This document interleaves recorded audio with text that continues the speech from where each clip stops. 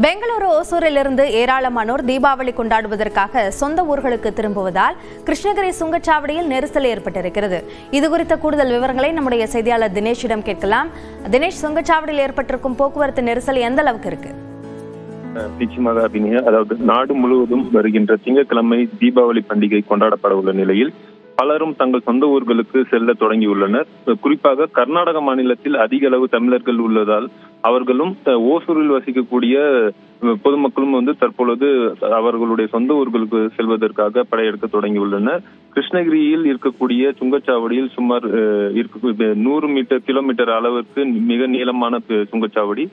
இந்நிலையில் இன்று காலை முதலே கர்நாடக மாநிலத்திலிருந்தும் ஓசூரில் இருந்தும் இருசக்கர வாகனம் மற்றும் 4 சக்கர வாகனத்தில் பொதுமக்கள் செல்வதற்கு தொடங்கியுள்ளனர். இந்நிலையில் கிருஷ்ணகிரியில் இருக்கக்கூடிய சுங்கச்சாவடியில் சுமார் 2 கிலோமீட்டர் தொலைவிற்கு போக்குவரத்து நெரிசல் ஏற்பட்டுள்ளது. நீண்ட வரிசையில் அணிவகுத்து நிற்கக்கூடிய வாகனத்தினால் பொதுமக்கள் மிகவும் சிரமத்துக்குள்ளாகி வருகின்றனர். சுமார் 2 மணி நேரமாக இந்த போக்குவரத்து நெரிசல் ஏற்பட்டுள்ளது. அபிநயா,